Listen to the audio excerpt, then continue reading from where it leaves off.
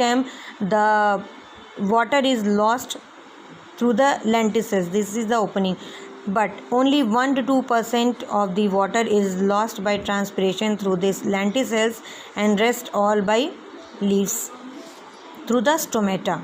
So, and whatever type of loss of water from the plant is there, 99% of the water is lost by the plant by the process of transpiration.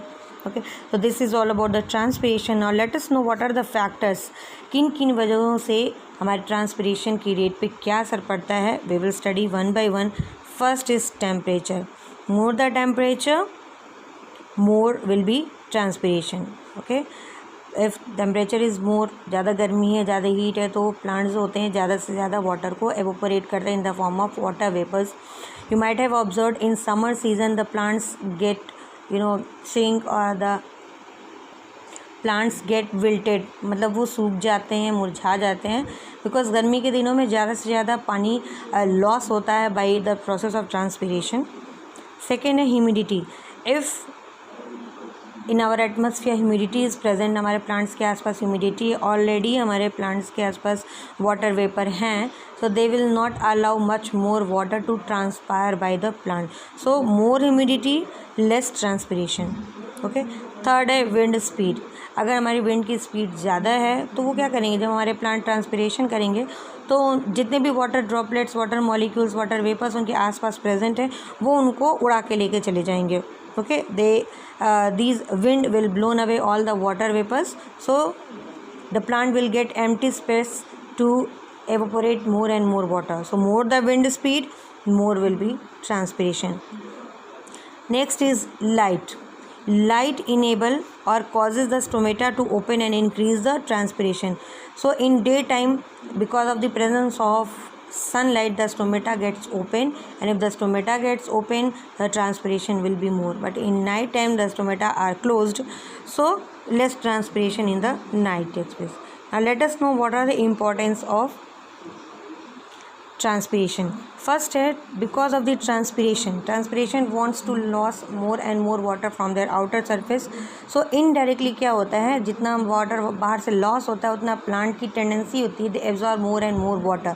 So as much they absorb more and more water and minerals, that much the cells will get water.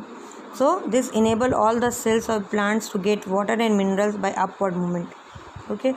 Second है transpiration pull. जैसे water loss होता है तो एक तरह का हमारे leaves और हमारे रूट के बीच में एक तरह का पुल, एक तरह का सक्शन फोर्स क्रिएट हो जाता है, जिसकी वजह से रूट वो ज़्यादा से ज़्यादा वाटर और मिनरल्स को एब्जॉर्ब करने लगते हैं. So the same thing. Third है cooling effect. Like you can compare with the sweating. Like in summer season we are sweating so much, and as a result of this sweating we feel cooling effect.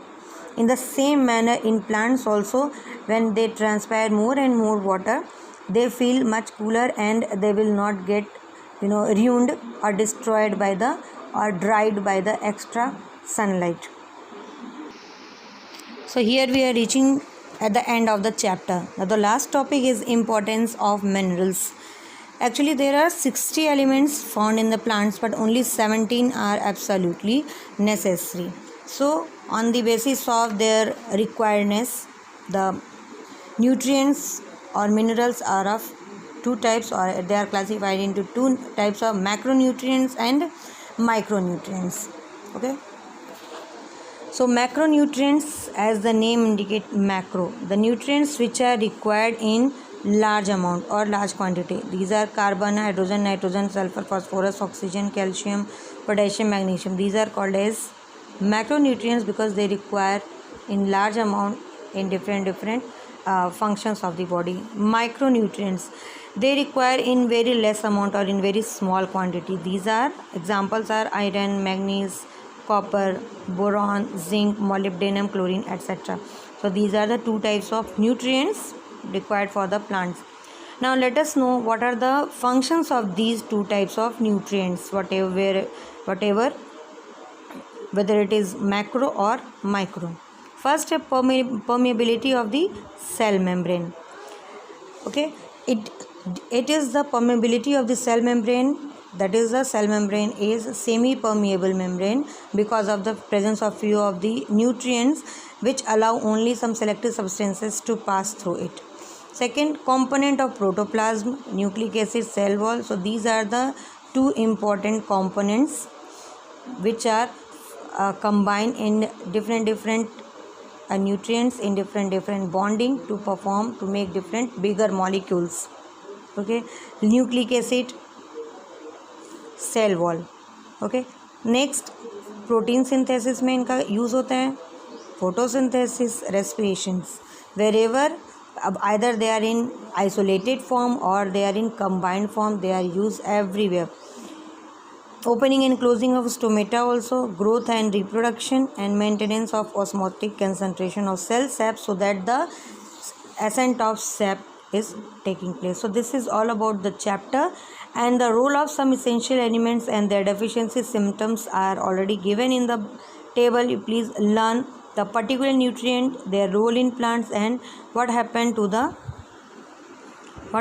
to the deficiency when there is a deficiency of that particular nutrient. For example, I am taking nitrogen. इनका क्या function होता है? They constituent of protein and nucleic acid, and इनका deficiency diseases या symptoms होते हैं poor growth, small leaves, delayed flowering, purple spots, yellowing of old leaves and also like that.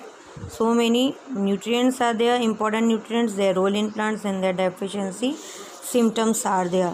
And I have sent the homework, all the exercises I have done along with the short answer, long answer, true, false, match the columns, and diagrammatic based questions. Already I have sent each and every exercise by writing myself. Okay, so you just have the revision of this chapter and complete your work in your homework copy. Draw the required diagram, and we will this is the last session of this chapter. Hope you have understood each and everything. We will meet you in next session for the next chapter. Thank you.